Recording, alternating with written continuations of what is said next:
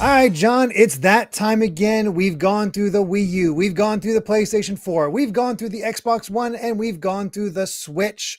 And now it's time to look at all of them again from a multi-platform standpoint. And for those who kept up with voting or keep up with voting as I do it, I actually had to make a shift on this one. This is a poll that I started. People talked about, and I realized I need to make a new poll because when you look at multi-platform, I was like, where does the Switch go? What generation is the Switch? Because it is mid-generation, and that's like, what do you do with that? And so I was going to attach it to this and have it associated with Switch 2 as well, as far as its generation. But in talking to people and looking at what was releasing, and also the other major thing, there are so many PS4/Switch games, not Xbox/Switch games, PS4/Switch games. And that was the deciding factor to me. And the fact that also that Wii U barely has any crossover with the PS4 and Xbox One. No. Yeah, you're right. Xbox was like usually left out of the party, especially with Japanese stuff. Like it took a long time for Xbox to get Dragon Quest games. They had 11 and the Builders games were on Switch and PS4 for a long time. And then I think it took like 3 or 4 years and they eventually ported them, but it was only because of Game Pass. And then most of the time you get stuff like Octopath, which I think Octopath 2 came to Xbox eventually, but again, not for a long time. It was always left out of the conversation. Yeah, it's just always seemed to lag behind me with those cross-gen channels titles where it's just like, okay, we're going to make a portable version on the Switch and PS4. I mean, it didn't even seem to be getting the Xbox didn't even seem to be getting some of the Capcom fighting collections for a while. That's right. Yeah. There was a big thing about Marvel coming. Again, it came after everything else. We just had it recently with Everybody's Golf. That's a PlayStation and Switch game, no Xbox version. Yeah, Pretty common. so it definitely changes that up. And it also matters because, again, this is console, 8th gen consoles. I don't count PC in this because, let's face it, at this point, everything comes to PC unless it's not even unless it's exclusive. I mean, I've had a lot of people because currently, well, as of we're recording this, the PlayStation 5 poll just ended. And with that, there was a lot of people like, oh, there's nothing on PS5. There's nothing exclusive. That's if you count PC. Everything comes to PC. The PlayStation's barely putting anything on Xbox. I think only Helldivers 2. That's pretty much it. Is That's just because it's a live service game. Yeah. I don't count stuff that goes to PC with these. So let's just have that out there. And yeah, again, it's just for fun. It's just for fun. You know, we're not taking these seriously as we get into it. But let's see what actually made that top 10, because all things considered, as we look through each of the platforms here, this was a good generation. There's a lot of great games here, so it'd be fun to see what actually made the top. As for our stats, we had 398 votes, which is pretty solid, and 229 different games before reaching 10 points, because I'll be honest, counting every single vote at this point is exhausting to me. It takes so long, and even just going to the point where everything has 10 points or less saves me hours. So it's just not worth it. I'll still have a document showing it all in a raw state so you can see how it comes to me, but and see where the votes laid or came out, because there's some that'll get multiple votes within the 10-point stuff. I'm not going through. It takes so much time. I am I'll be honest, I'm getting a little burnt out on counting. We're nearly done, though. The finish line is in sight. It is right there. This was a really interesting generation, though, because it was really long, for one. But also, it was the birth of live service. So there was a different kind of take on games like Fortnite and Apex. They all came here. Also, a huge spike in indies. They became incredibly popular. And I think PS4 reached a point where video game graphics are just as good as they need to be. You look at Uncharted 4, that game is still gorgeous today. And on the Switch 2 right now, a lot of like Final Fantasy 7 previews are like, we can't believe this is on a portable.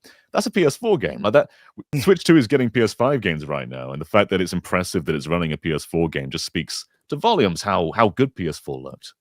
Yeah, absolutely. And I mean, it is the integrated version, which was specifically the PS5 version, but still, it's not too big of an upgrade from PS4 to PS5, really. Yeah, it's impressive is what's been pulled off with this system. And I generally, yeah, I mean, the big thing with Gen 9 seems to be it's faster. Yeah. That's a big innovation for that one. So yeah, it'll be interesting to see what comes out here. Now, just as a reminder, I took out the multi-platform games that hit previous polls. So the games that are not viable for votes, they were discounted in this case, include Cuphead, Nier Automata, Ori and the Blind Forest, Ori and the Will of the Wisps, Persona 5 Royal, Red Dead Redemption 2, Titanfall 2, Yakuza 0. No matter how many votes they might have gotten, because some did slip through, I try to warn people, they do not count because they've already won. So those will not be here. So other than those, John, what is our number 10 Gen 8 multi-platform game of all time? It is nice to hear that Persona 5 isn't going to dominate another list. But I will go with Tetris Effect. Ooh, Tetris Effect. That is a very solid game. I know it's one of your favorites. Yeah. I would love for it to be higher, but I don't have the confidence that it will be.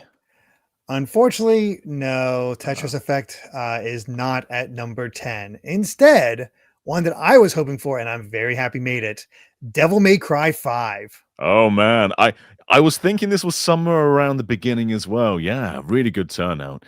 It'd been a long time since DMC4 at this point. I feel like the franchise just came back more stylish than it's ever been. The characters just cooler than they've ever been. It just did everything right. This is my favorite Devil May Cry. I remember popping it in, playing through it, and just being blown away. Like the combat felt so smooth. The story was actually quite fun. The final battle is amazing. Yeah. And how it's just presented. It is just, I think, the best character action game out there. I think this is easily surpassed Bayonetta at this point. Bayonetta 2 is like they're neck and neck to me, these two. But in the Devil May Cry series, I like the first game a lot. The second game, third game, adore.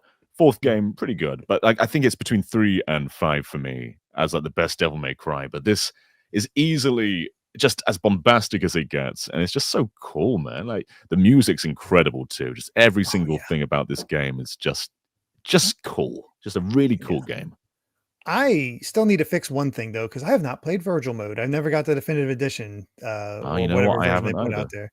No, And same. I just never got the chance to play as Virgil, even though his theme is badass. Yeah, And yeah. I'm sure he's just a ton of fun to play as. But man, I also I'm a fan of Nero. I like Nero as a character, and he really Very grew on cool. me, especially in this game. This is definitely one that I would buy again on the Switch too, because it'd be such a cool fit there. And Switch has everything apart from 4 and 5, so hopefully that gets fixed pretty soon. I hope so. It makes sense. It feels like Capcom's ramping up trying to get stuff on the Switch too. So Yeah. Devil May Cry 5, it's gonna happen at some point. But very, very happy this made the top 10. The Devil May Cry didn't always get the best representation throughout this, but yeah, it got number 10 with 324 points. Yeah. Is that our only Devil May Cry that's made it? Let me double check that. I don't think 3 made it on PS2, if I recall. No, No. 2 was so competitive that 3 never made it on. So this is our only Devil May Cry game on these top 10 lists. Man. So maybe actually I don't know. Devil May Cry 3 was not multi-platform on the PS2 era. So yeah. Yeah, it was just PS2 back then. PS2 is just that competitive. It's tough. But even still, it barely made it on here because it only beat number 11 by 13 points. However, it missed out on getting number 9 by 2 points. That's how close it was. Number 9's got to be Mighty Number 9, right? Oh, obviously. I mean, just man, you just nailed it there, John. Just obviously the best game. I think this might be something like Doom 2016, maybe. Doom 2016. It is not Doom 2016. Instead, well, you ready for some more indies, John? Because it is Hades. I thought that for a moment, I thought you might have said Mighty Number 9. But no. And for maybe somewhere in Mateys. the top 100. Just trying to trick you. But I, yeah, Hades. I adore Hades. I'm so unfond of roguelikes in general. It's very rare that one gets me. And it's not because I'm dismissive of the entire genre. I think it's just because there's so many that they kind of bleed together. But Hades just stands apart in such a visceral way. Um, the character designs are all incredible, and the gameplay loop is just it gets you on that one more spurge every time. Like, you just want to keep trying, and it just feels good to have all these different mechanics going on each time. And the setting's great, the music's incredible. I think it's the best roguelike that's probably ever been made. I would agree that with that. Now, granted, I've not played a ton of roguelikes like you. The most experience I had before this point was Rogue Legacy, which I Mm, still really enjoyed. But this one has that little extra special sauce that makes it so addictive, and that's its stories and character. Its mm. story and character. Like, it feels so natural, that loop that you're on and why you're constantly going for it. And then, like, when you finally get that success, like, what makes you keep going? Oh, this is what makes you keep going. Yeah. And then there's story reasons to keep going for that. And then after that point, like, there's a certain point where you achieve something and they give you even more reason to do it, but just so you have that excuse to talk with everybody and get more character moments. And I have no idea how many lines of dialogue in this game, but it just felt like I'd never repeated anything. It feels endless, doesn't it?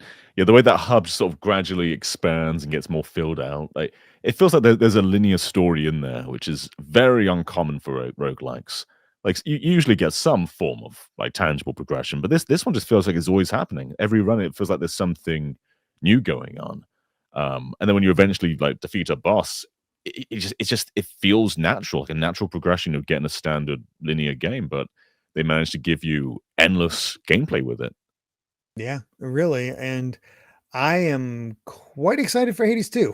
Yeah, same. I feel like I gotta make sure to beat Silk Song before that comes out, so I can There's just suddenly go too right. many games right now. Like, I've not played the Donkey Kong DLC yet. I need to play a No, lot more of Silk Song, and Hades 2 isn't far off either. Like, we're in danger right now.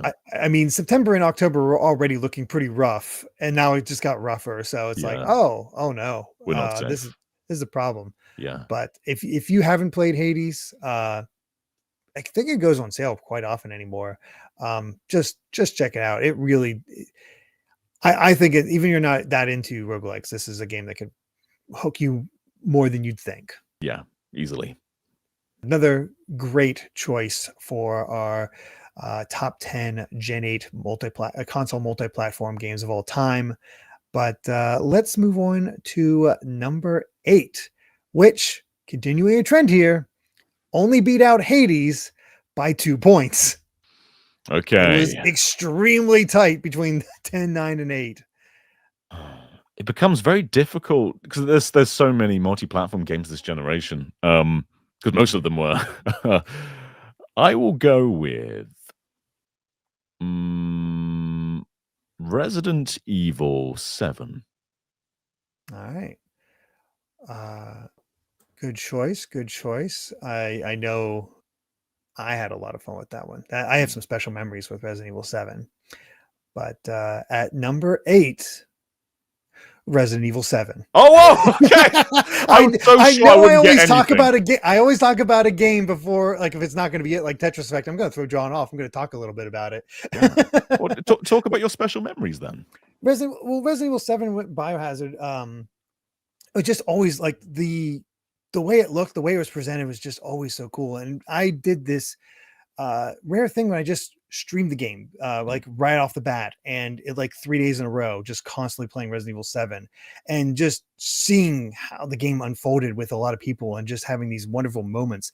It stands out as probably one of my favorite Resident Evil playthroughs just because of that. And from the atmosphere to dealing with the bakers to the return to scares, the fact that this really is just a reinterpretation of Resident Evil 1. Like, when you Yeah. get further in the game, it really does start to feel like Resident Evil.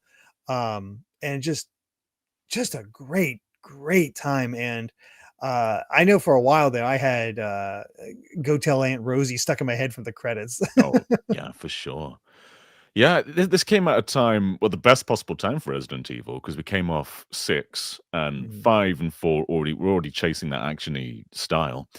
7 just squirted that with a little water gun. You know, it's like we're getting rid of all that scope, we're getting rid of all those explosions. This whole game's going to take place pretty much in one house. Uh, and it felt intimidating, like way smaller scale, way slower, way more puzzle focused.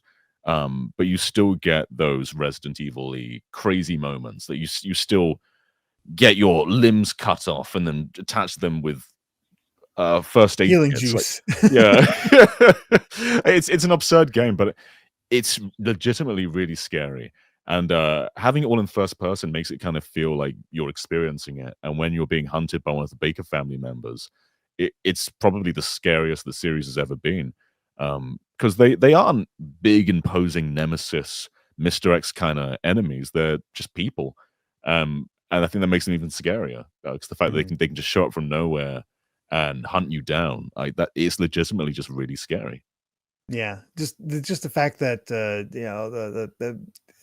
blanking on his name, but Papa Baker, he's just imposing. Like he's not like huge, but he's just imposing, and he's just relentless. And then you get to the mother, and she's just screaming and cursing at you the entire time.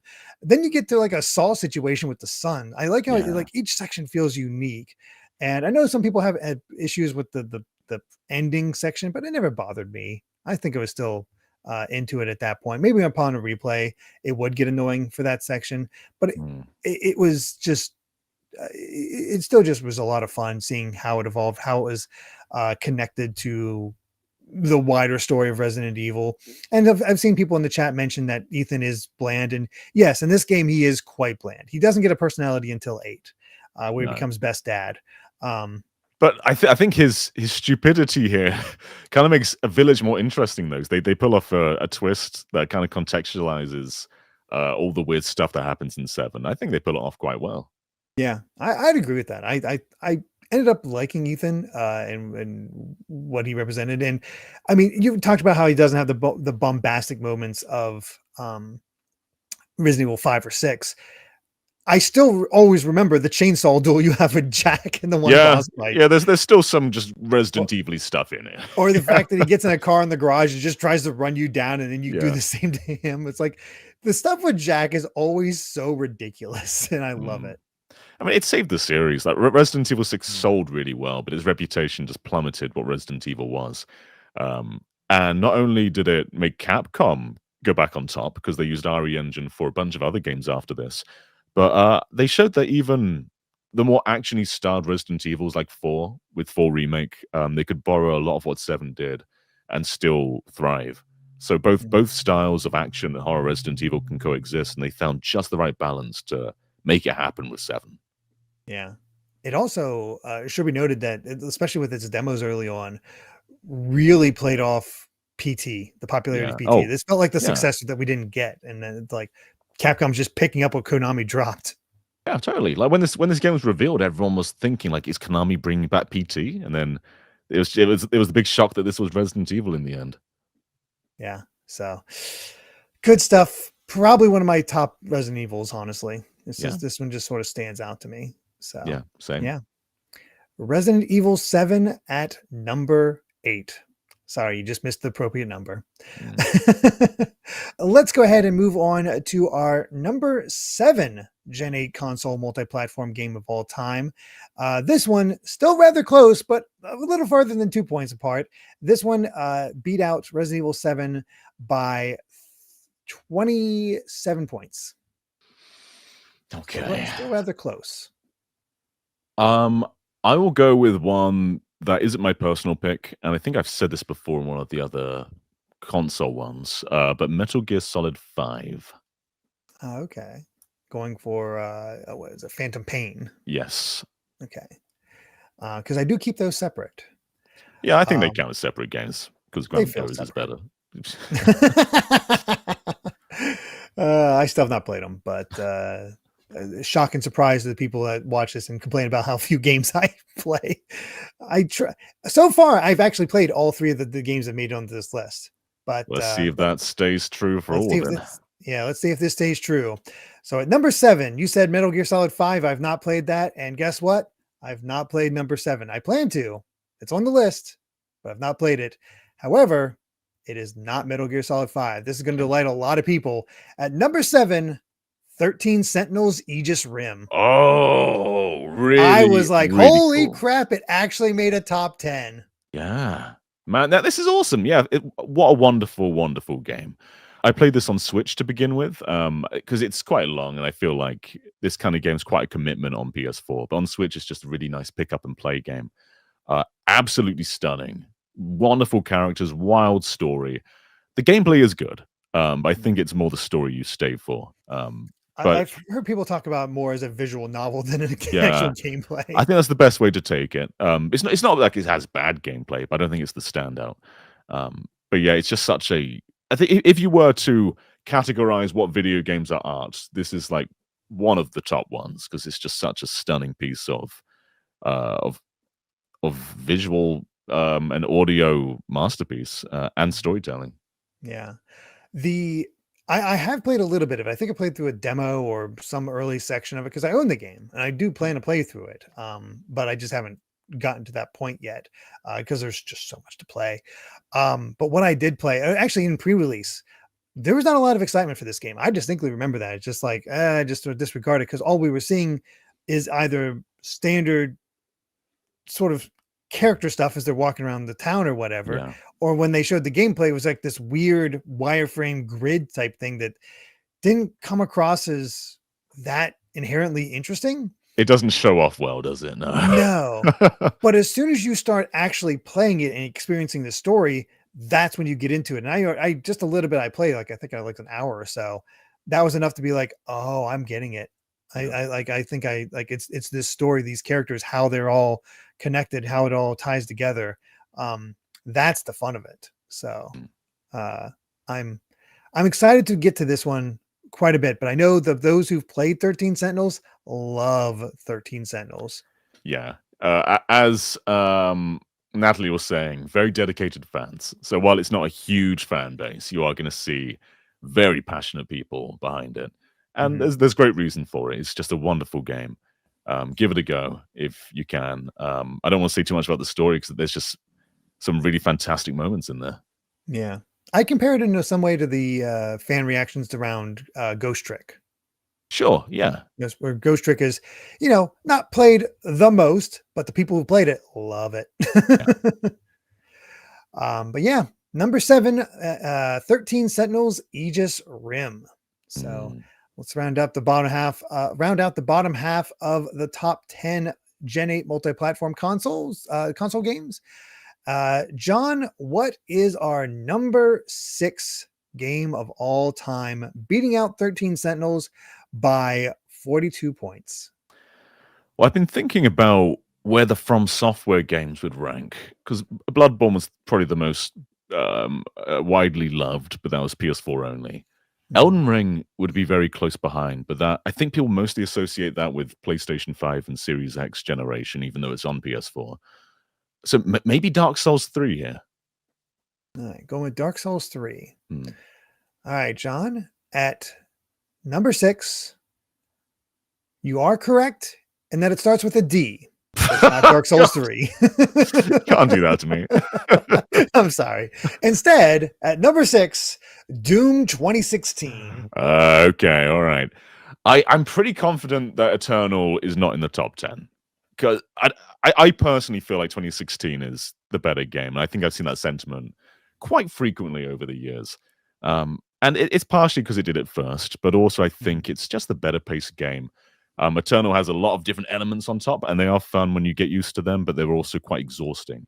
Whereas 2016 is just this lovely loop of blowing things up, switching your weapons, knowing what works for the right enemy, and having that visceral nature of getting more ammo by getting close to enemies, which is a really cool loop and keeps you from like hiding behind cover. It was very clever. Mm-hmm. I Doom is one of those games I need to get back to because I loved what I played. The problem is I took a bad piece of advice when I played this because I saw a lot of people say, because normally when I play a game, I just go on normal difficulty. That's what the developers set out for the person. But I saw a lot of people say, no, you should play on hard mode because that just gets you the better experience for what I forget even the reason why. Mm, So I tried it on hard mode, and it is a lot of fun, still enjoying it. But boy, it's just it kills the pace a bit if you're going into it the first time. You're sure. not used to everything, so you're getting killed a lot more often. It's just like it killed the pace, and I just stopped, Yeah. which is a I shame. played I on want to go normal. back to it. Yeah, I just played normal, and I had a great time doing it. Did it on PS4 and Switch, both in normal mode, and I think it's a well-balanced difficulty. And I think what's great about Doom is all the enemies are very distinctive because they come Mhm. from the original. They have great silhouettes, like big blob creature and all that. Um, and when you see them, I think you kinda relate a weapon to them. So I would use, like, the sort of beam bubble gun shooter thing against the big eyeball creatures because that felt like the most effective against them. So every time I juggle and I use my muscle memory against everybody, and it felt really rewarding once you get into that loop where you just feel like you can conquer anything like that. It, it it might be one of the games that just gives you the biggest power fantasy. It's Yeah, just like I think there's a reason Rip and Tear became such an iconic thing for this game because you really do just get in there close. Like you get the sense that these demons are afraid of this guy. yeah. he, But he is you a can be near death problem. a lot of the time, but because you get your ammo and your health back by ripping them apart, like you're constantly feeding that, that energy back. So you do feel really powerful, even though you can just die within moments. Yeah. And just a little, I love all the little personality traits they gave Doom Guy in this because you find those little bobbleheads and the way he does like little Yeah, interactions the with fist them. bump. Yeah. Yeah, that's and just the way he interacts with objects, like he's like I'll always remember about like we did this for the greater good and to help mankind. He just sort of glances over at a corpse, looks back over Yeah. at this video. Like there's a lot of acting involved with just the way Doom Guy moves and reacts to things, and I like that element to it. I don't know, I've not, obviously, since I've not played finished 2016, I didn't move on to Eternal or Dark Ages, but do they keep that sense of personality with them? Because I don't hear about it as often. They do. I think it's probably done best here, though. There's lots of points where, like, just pressing a switch, he'll just punch it, or if there's something that's just like meant to be like gently pressed, he'll just smash it to pieces, and that opens a door or something like that. I think they just make him funny here, and Eternal and Dark Ages do that as well, but yeah, probably not as well. Mm, that's fair. That's fair.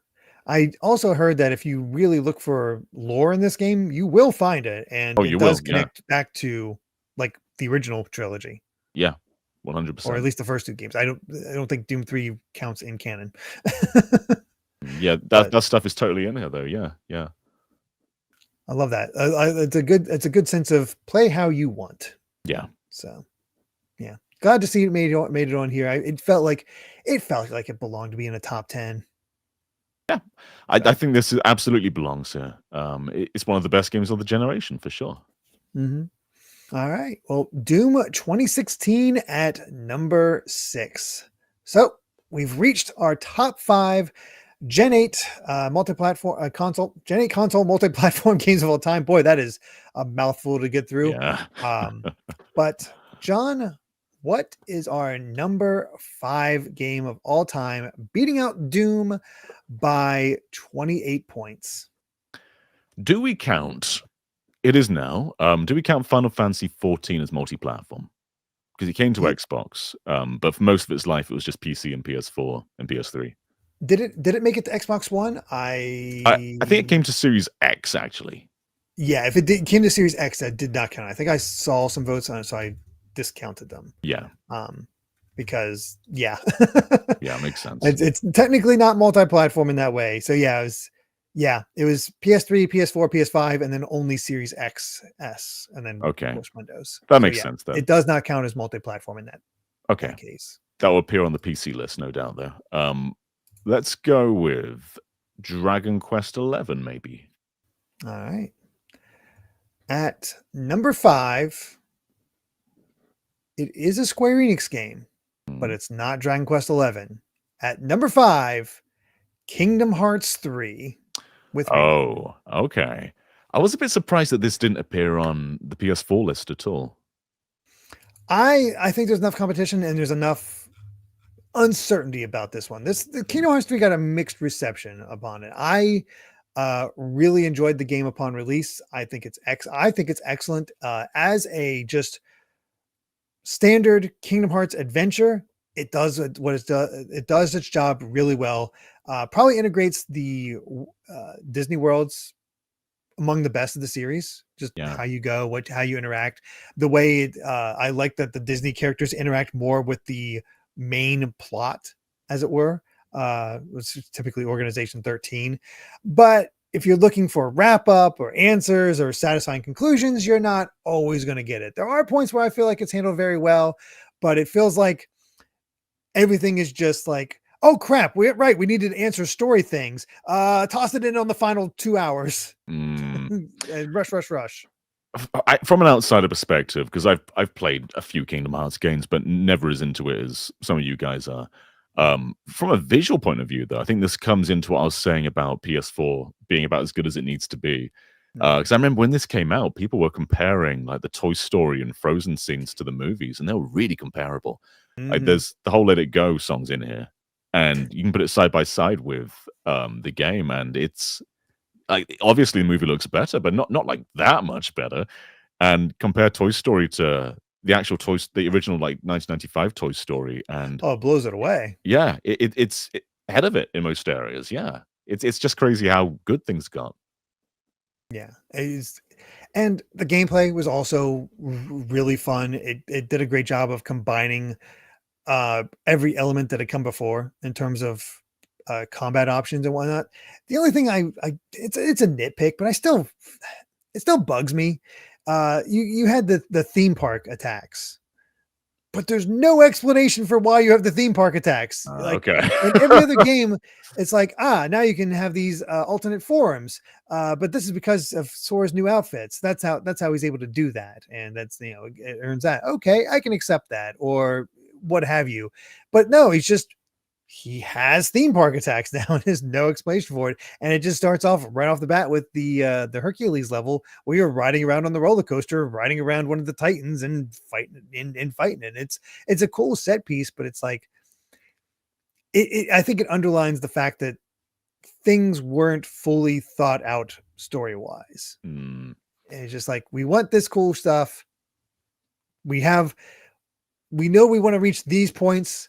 We just don't know how to get there, but we'll just fudge it a little bit, get them to where they need to go. It was always funny with Kingdom Hearts. There's been a huge gap between Kingdom Hearts 2 and 3, but in between those gaps, there were many games. It wasn't actually like that big of a gap between like Dream Drop Distance and 3, really. Yeah, I've always felt served, even though I had to buy a bunch of different consoles just to play those games, which is always a pain. But yeah, I was satisfied. Remind does also fix another thing where they added a harder difficulty mode because Kingdom Hearts 3 tends to be pretty easy. It's not a very difficult game whatsoever, which is fine. I mean, these are Disney characters. Ostensibly, kids are supposed to be playing this, so yeah, whatever. I don't know. I still really like what it does. It's just there's a lot of nitpicks. There's a lot of issues here and there that maybe don't make it as beloved as others.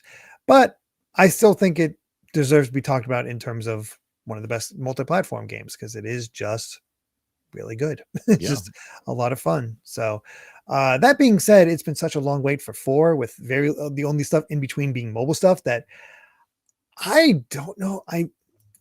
My fandom for Kingdom Hearts is kind of cooled because of that. Is there a bigger lull now between 3 and 4 than there was between Dream Drop Distance and 3? I believe so. I feel like there must be. Yeah. I think there is. I would need to look it up real quick because I don't remember. So yeah, Dream Drop Distance came out in 2012. Kingdom Hearts 3, obviously later than that. 2019. So 7 years. So there's still quite a bit. We're actually approaching that difference, but they had like all those collections where you finally got to try Final Mix a lot of time. Yeah. I think helped cool it off. Plus, we did get the Birth by Sleep, 2 02. point yeah, yeah. Yeah, whatever. But yeah, I just don't click with mobile games. I even I played every single Kingdom Hearts game, but as soon as I went to mobile, it's like, oh no, Yeah. I'm in trouble.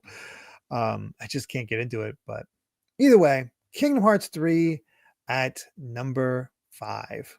Let's go ahead and move on to our number 4 game, which beat out Kingdom Hearts 3 by 46 points. Thinking about the Square stuff, I am wondering if 15 charts, because I look back on 15 with fond memories, but I didn't really like the game in its time.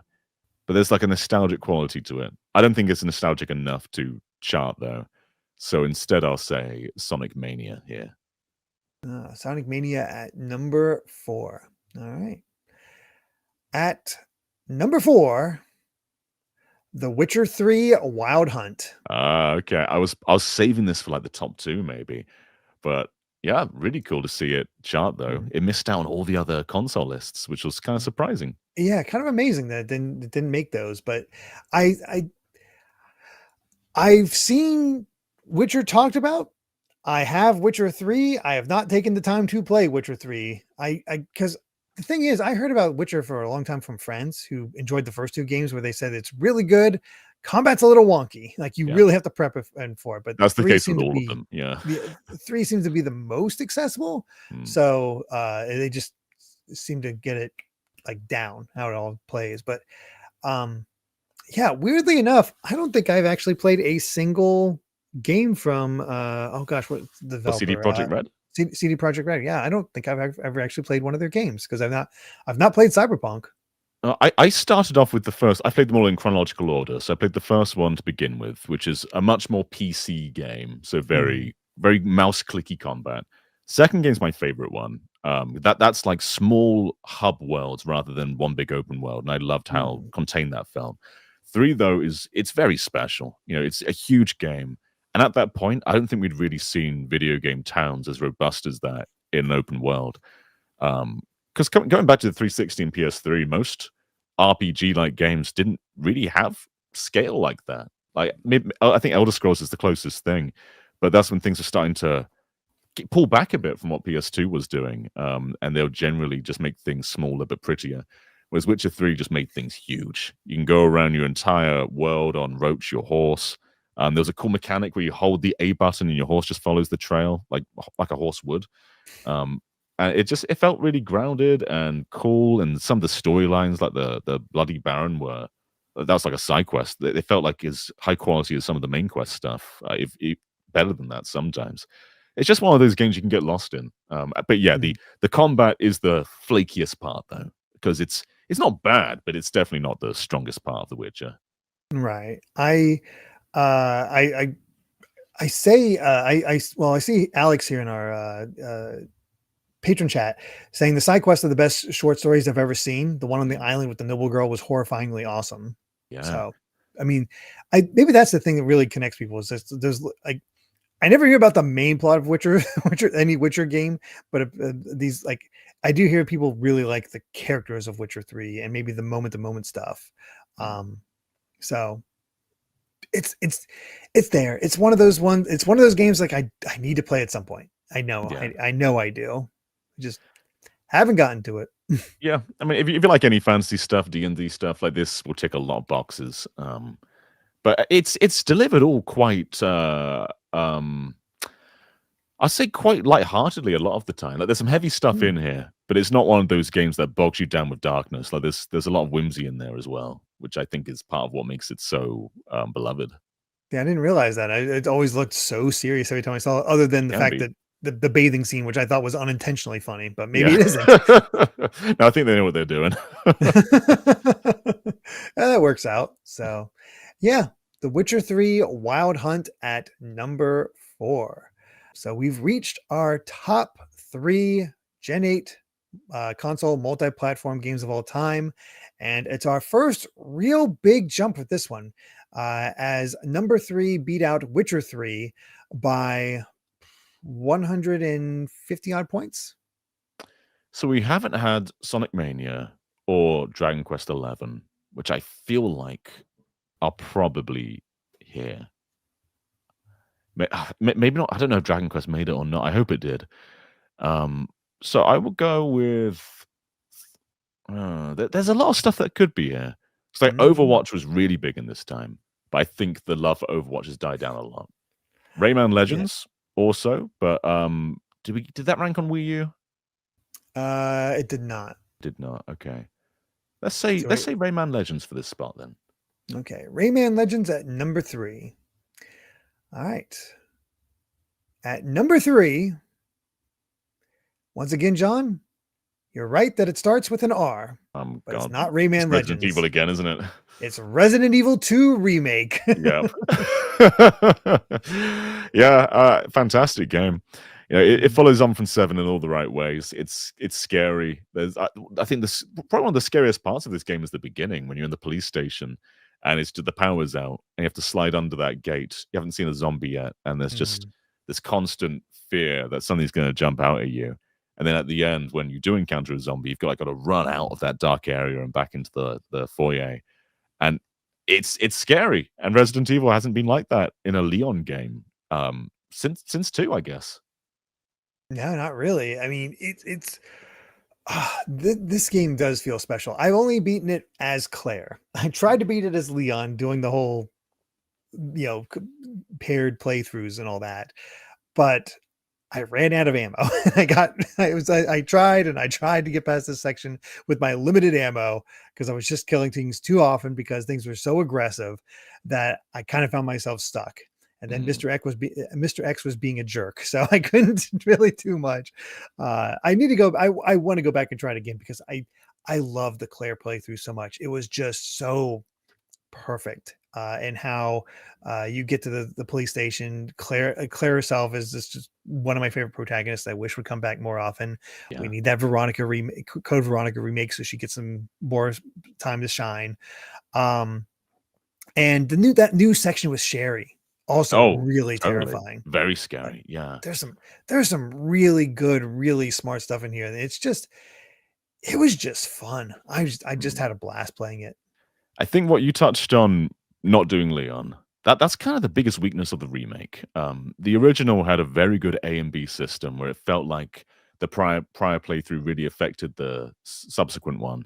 That's not really the case this time. Like there's some stuff that carries over, but it doesn't change that much. It's mostly just doing another playthrough with a couple of carryovers. But there's lots of strengths that makes the remake great, and it's definitely one of those remakes that coexists with the original rather than replaces anything, because they're very different games from a puzzle, environment, just pure gameplay perspective. There's very little that's shared, really. And there's even sections that aren't in the remake, but there's lots of things that the remake does better than the original in some ways. It's really a mood thing. Like, are you more in the mood for a more accessible, easier to play actiony game? That's probably the remake for you. Do you want to play a slower paced, more deliberate puzzle game? That's the original. And I love that it lets people experience a version of Resident Evil 2 that maybe they're too intimidated to try from like the tank control version. And yeah, it's just wonderful. It's a beautiful game, plays incredibly well. And they found a great mix for third person as well. Because with like 4 and 5 and 6, you feel like an action hero.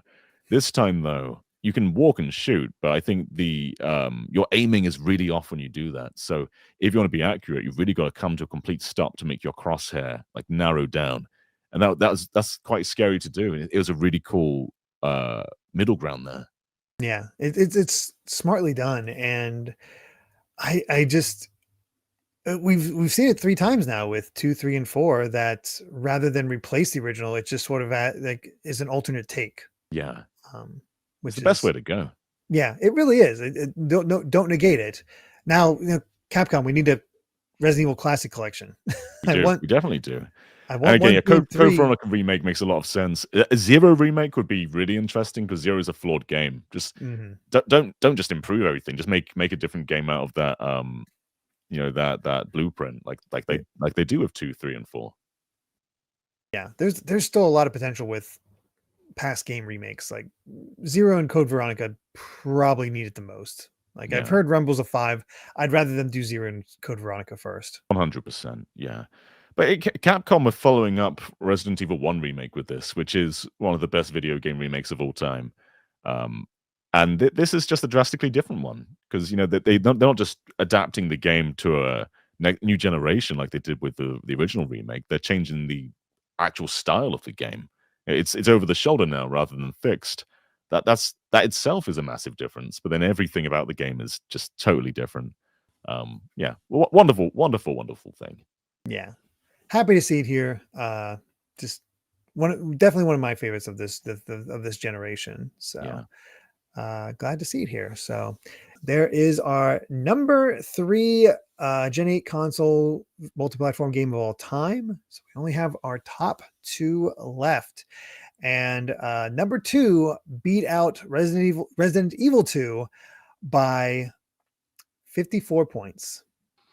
I feel like I'm just off the mark with these two, but I keep coming back to Dragon Quest and Sonic, and maybe there's probably something huge I'm just missing here. But I'll put Dragon Quest at number 2. All right, Dragon Quest 11 at number 2. At number 2, it is not Dragon Quest 11. Instead, it's your other one, Sonic Mania. God damn it! So I'm still not confident in what number 1 is. Yep. I was like, how is Sonic going to make this? Because I know some people like put him for the indie list, but again, I don't know if I think I explained this when we did the indies, where if an indie studio made a game based on a pre-existing property, it's not indie. Just like we got that new Bubsy 4D, that's not indie. It's made by an indie developer. It's not indie game. Yeah. And so Sonic Mania is not an indie game. However, it is certainly a fantastic one. Man, I remember before this came out, I remember hearing people at Sonic Team were thinking that Forces was going to be the big game and that Mania was mostly just going to be this tie-in thing. And you can see that in the actual game itself in the way that they do tie them together. But it turned out that Mania was one of the most memorable Sonic games of all time. And Forces came and went. You barely think about that game unless you're thinking about how little it did. But Mania, in its concept, I think it sounds like something that we just had, which was Generations, bringing back older levels. But in a way that Generations didn't really do it recontextualizes them within the same structure it had to make them way more interesting. So like Chemical Plant Zone, for instance, that first act is more of a reinterpretation, but that second act, you get new ideas of mechanics you've known all your life. So suddenly the scary sludge is now bouncy, and you get to get a whole new take on the level. And then the boss is Puyo Puyo. Like, it is constant delight. And I remember before this came out, I didn't want to be spoiled on anything. So I watched the trailers, but I didn't want to know what levels were in there. And it was just so... It felt like it was just reveal playing this game. And it was just so nice. And that holds up in subsequent playthroughs. It isn't a one-time thing. And it's become probably the most well-rounded Sonic game that's ever existed. Probably. I still wouldn't put this as my favorite because it just, again, the remixes of the past levels are fantastic. But man, as everybody says, if they had a chance to do more original levels, like we got with Studiopolis and Press Garden, man, this could have been something truly special. I think it's why everybody wanted a Mania 2, because we wanted to see this team make something wholly original, and it just bloom with it, but just ended up never happening. But that doesn't take away anything from the original Mania and how it's just all so much fun to play. I love the special worlds to get the Chaos Emeralds. Oh, yeah. Those are a lot of fun. Get a throwback to the old 3D style of Sonic, and just going through each one and all the remixes and the music, of course. And so it's just everything just clicks with Sonic Mania. It just feels good to play. And plus the DLC adds so much, like having Mighty and Ray. They play significantly differently. I did playthroughs as every single character because I just had that much fun with them. Totally. I think every Sonic game typically has like that one zone that you don't want to really do. Like is it Metropolis Zone in Sonic 2? I Yeah. find that one just grating. That isn't really in Mania, and there's some zones like Lava Reef Zone, which isn't my favorite from the original game, but in Mania, I thought it was just great. Like, I mean, I remember being like, oh, this one, and then playing it like, oh, this one.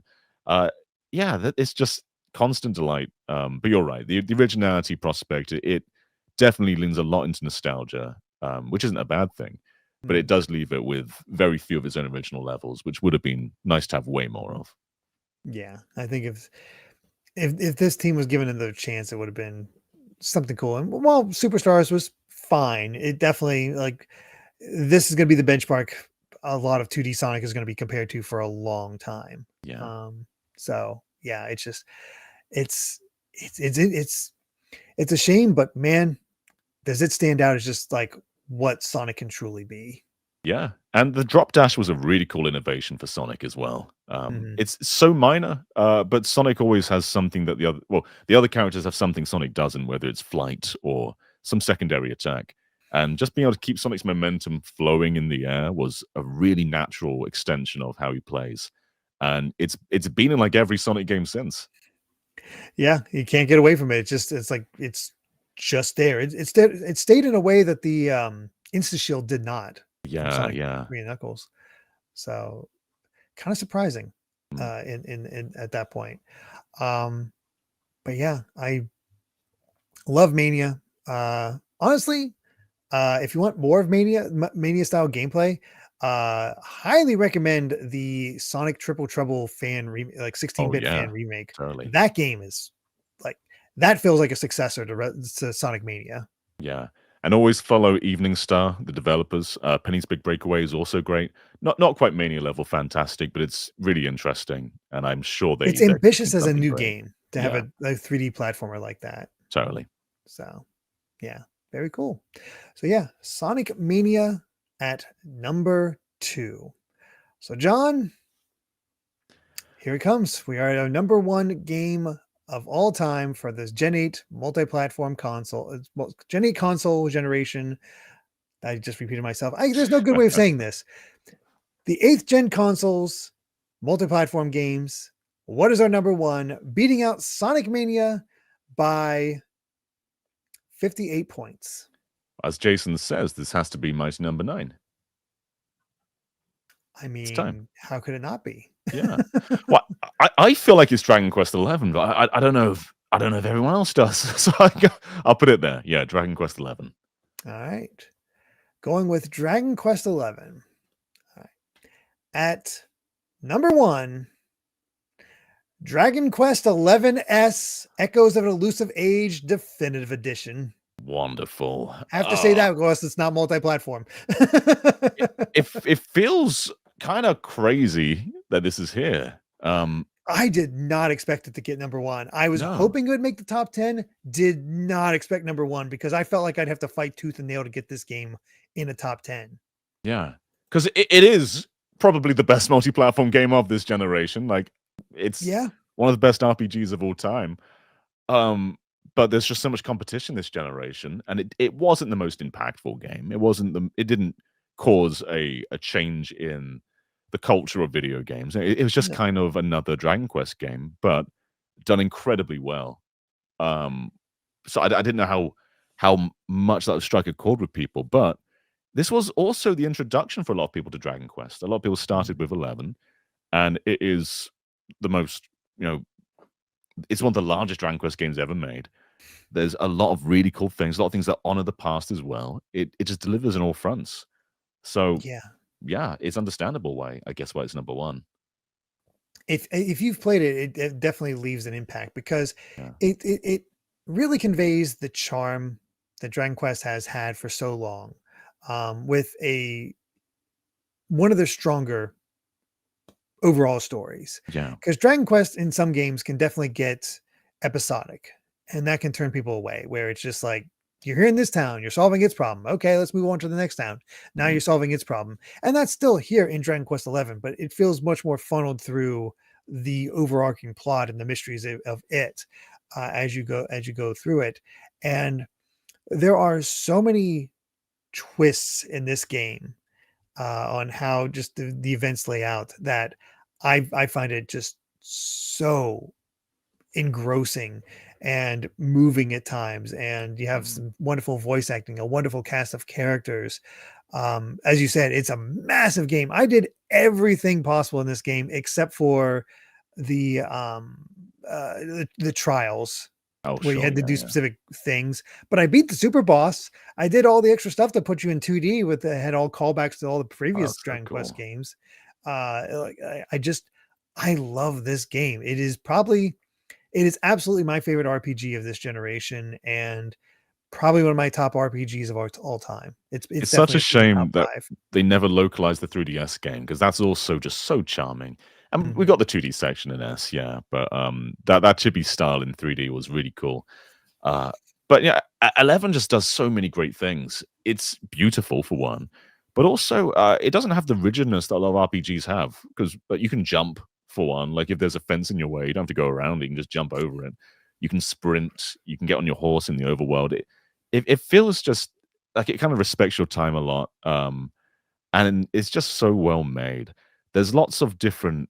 There's almost like a sequel in here as well. Like you finish it, Yeah. and after the credits, there's basically another um not like a feature length game in there, but another story to tell, which Dragon Quest does quite often, but never quite as mandatory as this one does. Because you really have to play post credits with this one, You otherwise really you wanna miss see it out. all because, like, Yeah, Dragon Quest VIII has a post game that you yeah, can enjoy, but, it is maybe 5 to 10 hours long. This one's yeah, another 30.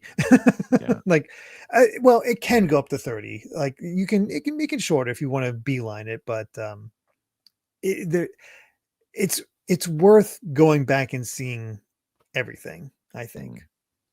And there's a very generous demo. So if you don't want to buy Yes. the game, you can get like 20 hours of gameplay for free. Something like that. It's Yeah. ridiculous. It just keeps going.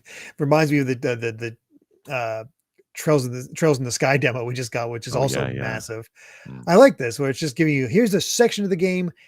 You'll by the time you finish it, you will know whether you want to get it or not. yeah. And you will know with this one. You'll say yes. You'll say, "Yes, I want more of this." Yeah. And you should. You should play more of this because it is fantastic. And also shows that traditional turn-based RPGs can still thrive. Like it doesn't even have I wouldn't even say gimmicks, but the gameplay flourishes of like Clair Obscur, for example, Yeah. where you have like time button presses or anything like this. This is just classic combat with Yeah, a it hasn't few, changed at all since Dragon Quest 1, really. yeah.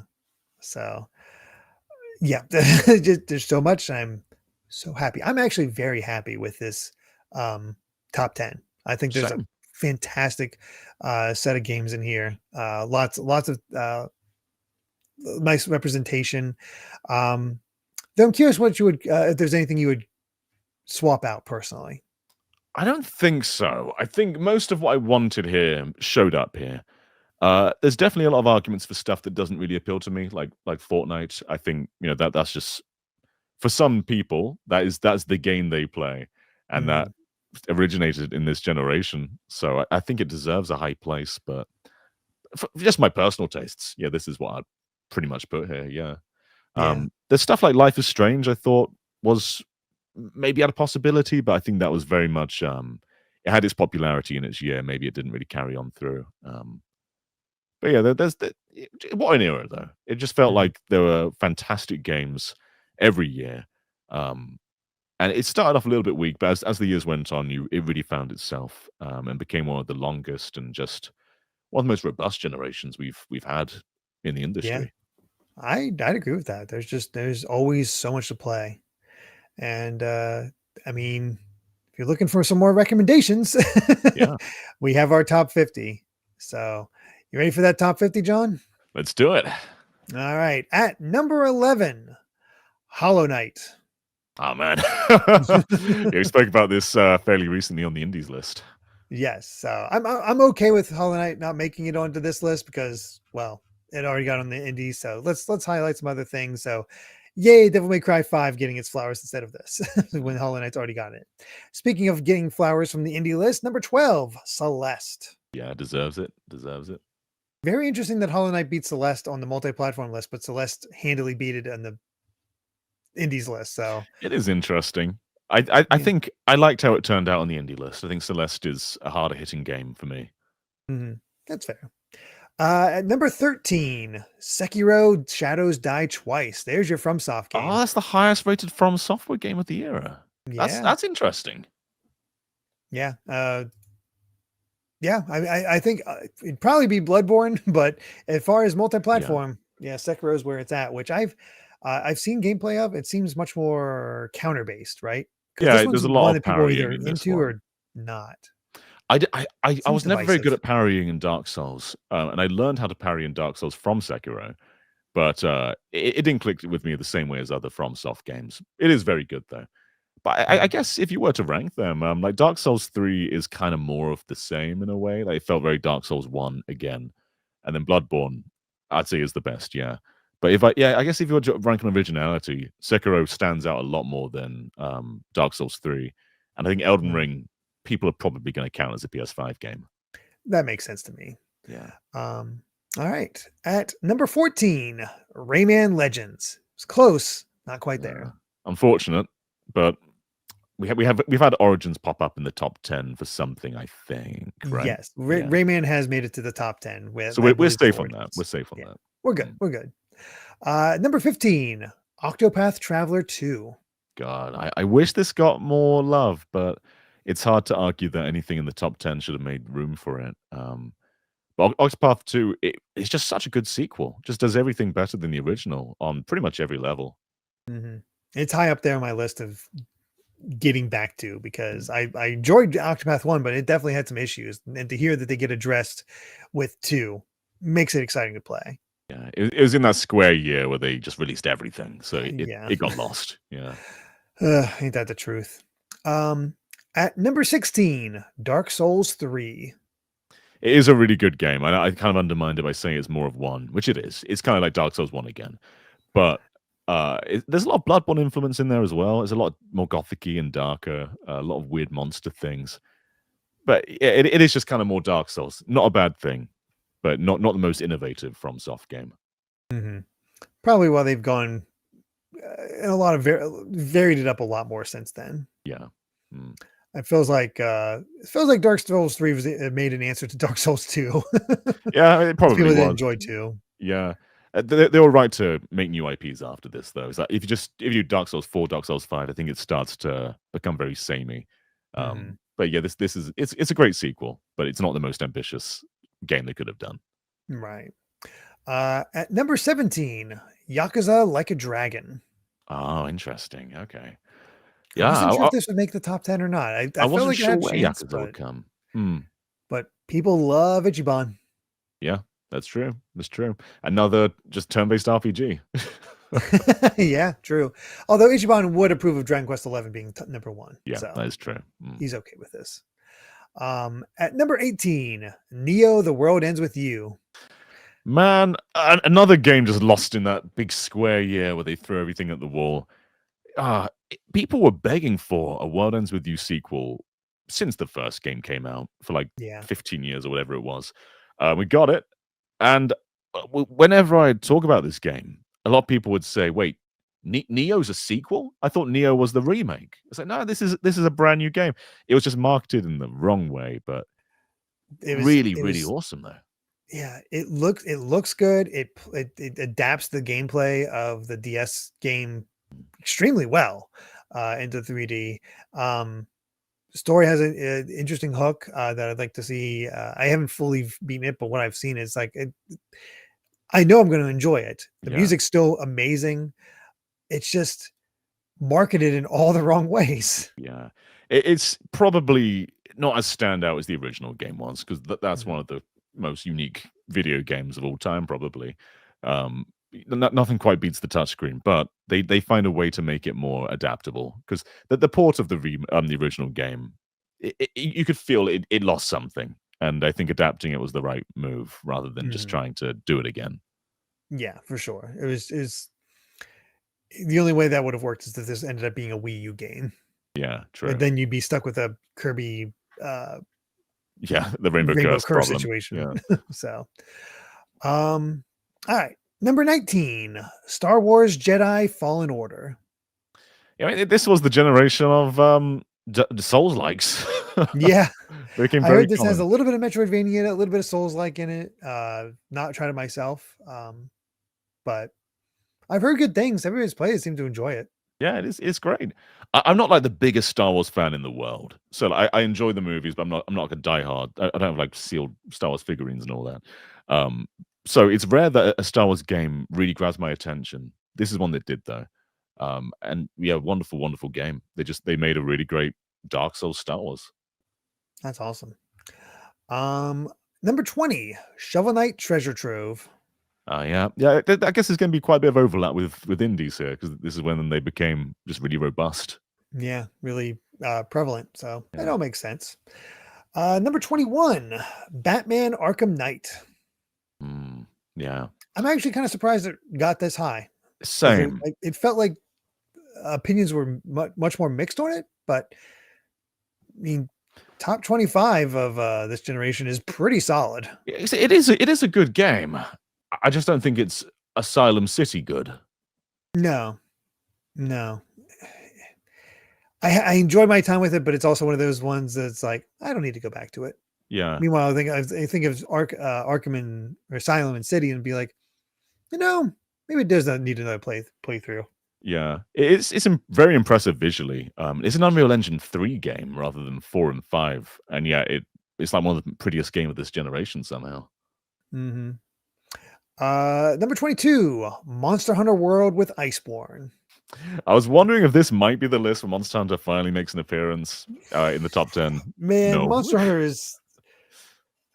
I don't know what Monster Hunter needs to do to get to a top 10 on our list. It just the audience just does not seem to be there. When does Stories 3 come out? Probably not in time for the top 10 Switch 2 games.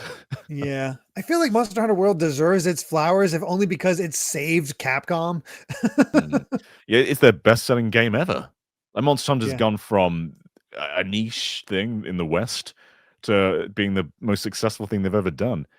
But you know, with Wilds, I think they've kind of shown they can't really replicate it again. Maybe they need like a fresh new idea because the Wilds sold really well at first, but then just kind of fell off a cliff after that. Whereas World Yeah. kept selling and selling and selling. Didn't quite capture the same magic that World had. And Rise succeeded, I think, because it was just different. Yeah. Went into different ideas. So I think that's just what they need to do. But yeah, we'll see if Monster Hunter shows up in any of these. It's definitely running low on options. Yeah. All right. Number 23. Speaking of Capcom, The Great Ace Attorney Chronicles. Oh man. Yeah. Yeah, wonderful. That's a pretty impressive showing for this game, I gotta say. It is. It felt really cool seeing everyone kind of unite for this one. Like just this Japan only game we never got. Suddenly everyone was feeling really excited about it, and it's because it's basically a new Ace Attorney game for us. Yeah, it's all brand new, different setting, different characters, still as charming as ever. It's basically you really can just think of it as one big game because the stories tie into each other so much. I think there's a few cases that feel extraneous, mainly dealing with that author who's always freak out. Like that character kind of annoyed me by the end of it, but otherwise, I mean, the rest of the game was just really enjoyable. Had just a ton of fun with it. And yes, introduced us to Herlock Sholmes. Yeah, so it can't be bad for that. No, absolutely not. So yeah, good on that. We have a tie for number 24 between Doom Eternal and Metal Gear Solid 5: The Phantom Pain. Oh man, yeah, they're both good games. I've said this many times before. Phantom Pain, I think, is a brilliant showcase of mechanics that pushes itself too far. It's clearly unfinished, but also I think there's just so much walking around empty space. Like you get off the helicopter, you go to your mission. It's always such a drive to get there. It takes a long time to get to the good stuff, and then it's just all spread so thin. And then what was the other one? It was Metal Gear and Doom Eternal. Doom Eternal. Doom Eternal is great as well, but I think that 2016 is just kind of does it better though. Yeah, I heard it's more open world for Doom Eternal. Eternal's a lot bigger. and just gives you a lot more options to do things in. Which it sounds like it should be the better thing, but I think restricting kind of makes it more focused in a way. Yeah, that's fair. I have heard some people prefer Eternal to Yeah, some do. 2016. So it's a matter of taste.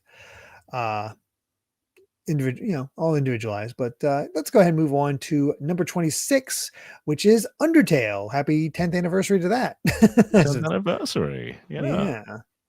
So very solid showing. Makes sense. 27, Sonic Cross Shadow Generations. Yeah. I was, yeah. That gen. It was that gen, yeah. I mean, a lot of stuff is most of the big PS5 era games are also PS4 games. Yeah, I mean, that's another thing that people have brought up a bunch is that the consoles are still going. I mean, I'm saying of all time, but really I'm going to be switching it to so far here soon because, again, it's just for fun. We're just seeing what rises to the top right now. There's always more games coming out. You pick a solid time to do everything and trying to get down to a greatest game of all time list. So it's just never going to fully work out. But people love Shadow Generations is really good. It is really and Sonic good. Generations was already good. So this makes sense. At number 28, Dragon Ball Fighters. This is the highest rated fighter so far. For this list, yes, it is. Fighters have struggled to have a They've made it, but they struggled to get a lot of representation. On these lists.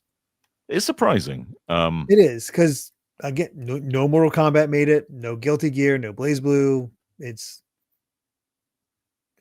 Street Fighter and Virtual Fighter. That's it. Yeah. It absolutely gorgeous game though.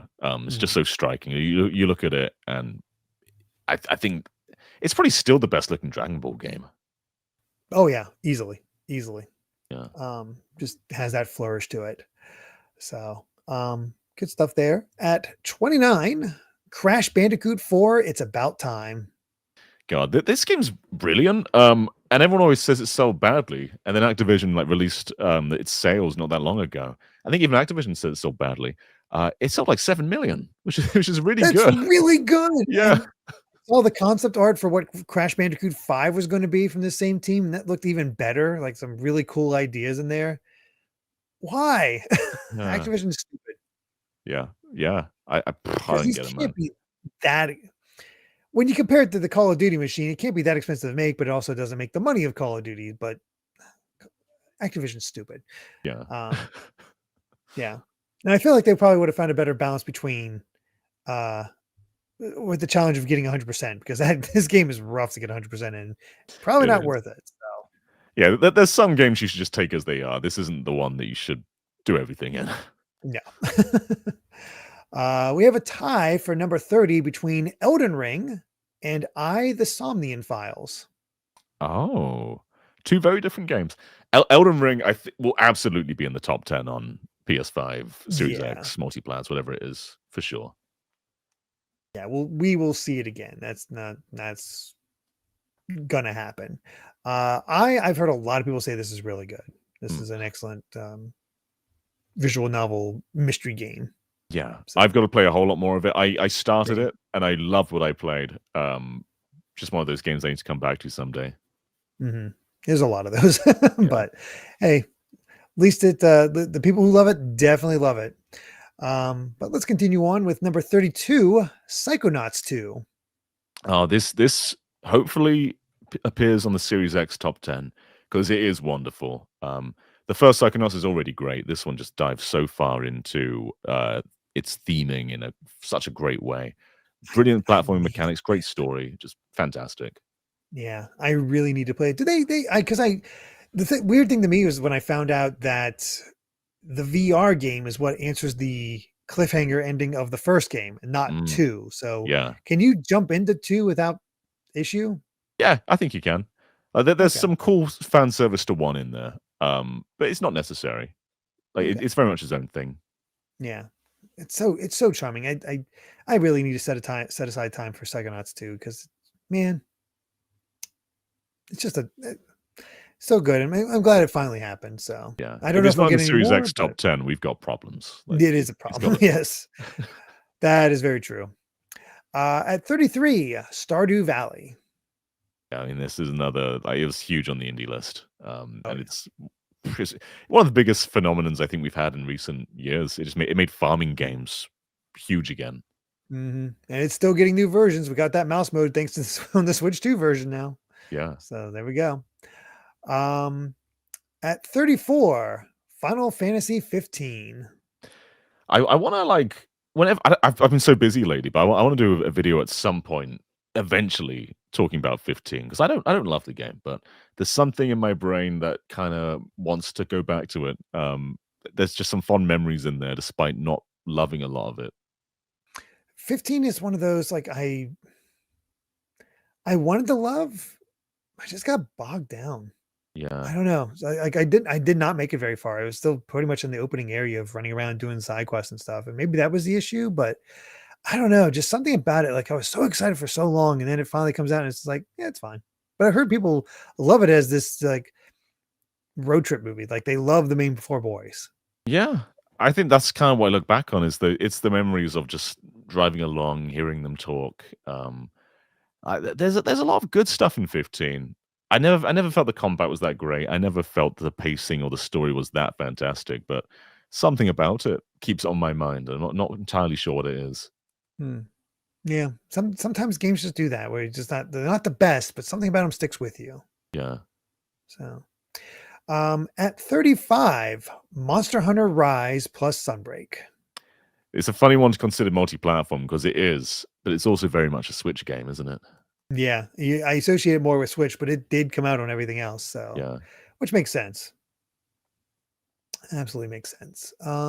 At 36, Spyro Reignited Trilogy. Mm. My daughter's currently playing this. My wife's a Oh, huge nice. Spyro fan, and she's put Amelia on Spyro 1, and it's really cute just seeing a kid play Spyro because that's how a lot of people my age grew up with, like, Spyro on the PS1. And it's just timeless. It just holds up Mhm. so well.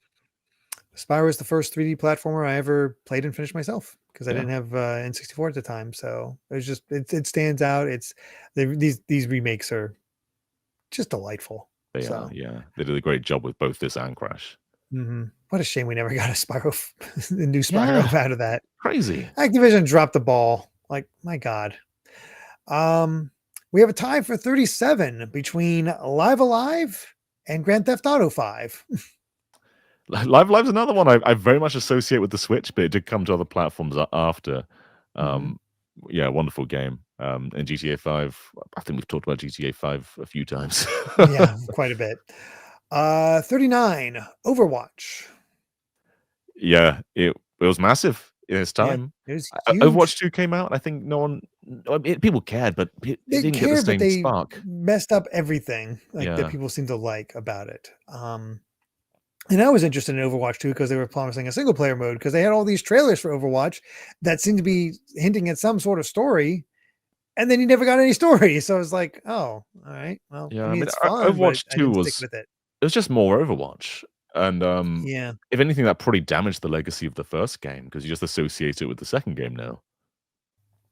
Yeah, pretty much. Like, what's new? I don't know. Yeah. Getting new heroes on occasion, I guess. Um, at number 40, actually tie for number 40, excuse me, between Unicorn Overlord and Danganronpa V3 Killing Harmony. What a Wow. combo.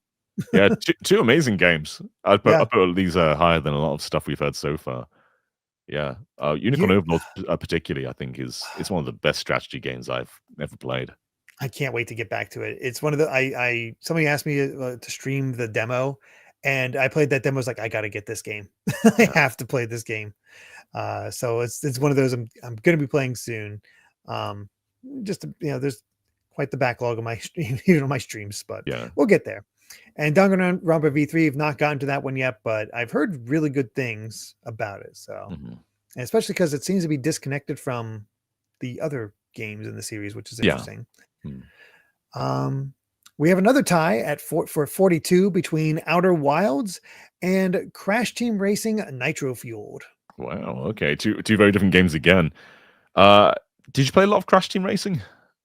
I played the original a lot, but there's something about Nitro Fuel just I bounced off of. I don't know what it was. I just Mm.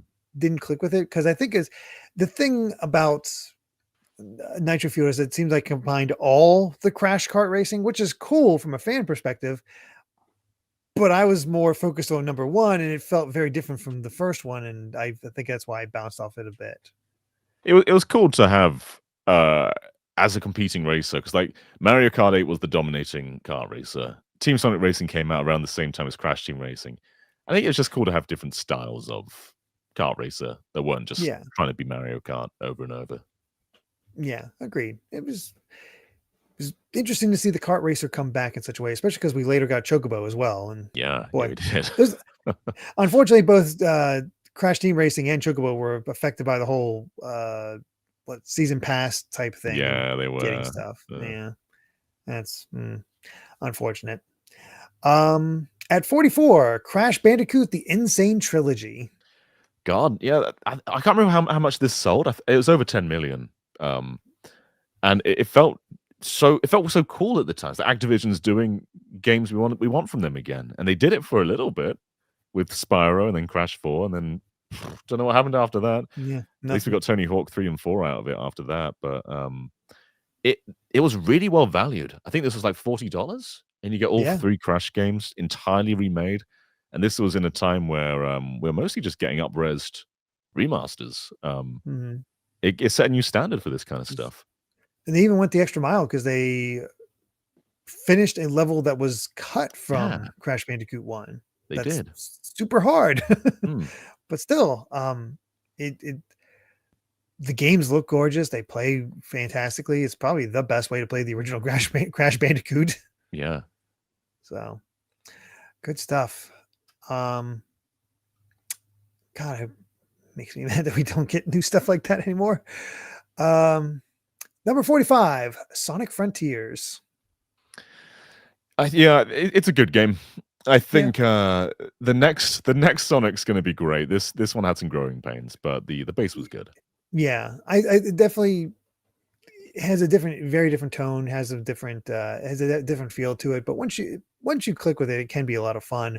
Mm, But when you see what they learned from it and applied to Shadow Generations, that's where it gets exciting. yeah, totally. So we'll see what happens from this point on. At 46, Rocket League. Yeah, huge game. Yeah, it's not my type of game. I really suck at it, but I can see why it's so addictive for a Mm. lot of people. We have a tie at 47 between Hitman World of Assassination and Tetris Effect Connected. I so wish Tetris Effect was way higher than it is. I get it though. Um, Yeah, I didn't play yeah. Hitman until this year on the Switch 2 versions. It's fun, isn't it? It's great. It's really great. I dabbled in Hitman at a friend's house, like on the original Xbox. That was my only other frame of reference. But I loved it. Yeah, yeah. I played Mhm. through all of one, most of two. Still got a bit to go, but yeah, I had a fantastic time with this. It's just really addictive, really fun, really funny, wonderful Yeah, game. yeah. It's very smooth because I remember trying out the original games and they felt so stiff compared to the World of Assassination trilogy. Yeah. So very cool there. At 49, near replicant version 1.2247448713 Yeah. Again, I've said it before, near replicant is very good. Definitely the best way to play the original near. And you want some good story, good music. There you go. Yeah. And finally, we have a tie at number 50 between Fortnite and Persona 3 Reload. I am glad Fortnite made it here somewhere because it's the biggest game of the era. Definitely not our audience's thing, but it No, deserves recognition for it. it does. It does. It's done a lot for good or ill, but Yeah. it's been there. It's been around, and it is not the originator of the battle royale, that's for sure. But they are the popularizer of it. And Persona 3 is one of those where you go like, wait, that came out this era? Because I did a Persona comparison for Switch 2 recently, and I was about to export the video until remembering, like, this is on PS4 as well. So I had to compare it to that before finishing the video. But yeah, you just associate it with the current era. You do. There's a lot of games like that where you just think more PS5 than PS4, even though they had those older versions. But Yeah. I mean, yeah, Metaphor's on PS4 as well, and that didn't make it. that's weird to think about. That's weird Hmm. to think about. Again, you definitely just associate it with the next generation. Yeah. But all things considered, I'd say very solid list. Yeah. Yeah. A lot Yeah. of good recommendations there. Yeah. So glad to see what made it, and we are getting closer and closer to the end, believe it or not. These man, it's weird to think how close we are to the end of these discussions. Because next week we'll be talking about we're finishing up the PC era from 2010 to the present. Mm. And that should be rather interesting. And having already, collected all the data for that one and done the compilation for it, I have an announcement to make next time. So tune in for that if you want to hear some little tweaks going on for the polls going forward, starting with that next one, because that's the one that needs the tweaks, to be honest. I don't know what these tweaks are either, viewers. I'm in the Yeah, dark just I'm as much keeping as it a you are. secret from John. Mm. I've told no one. So that's just my little cue to like, hey, tune into PC next week. So that should be a lot of fun. But otherwise, yeah, that is our top 10 Gen 8 multi-platform games of all time. God, that's such a mouthful. But thank you all so much for watching. If you enjoyed the video, please consider subscribing to GVG, hitting the like button, and ringing that bell. We also have a Patreon at patreon.com/GVGaming with plenty of extra perks. So until next time, bye.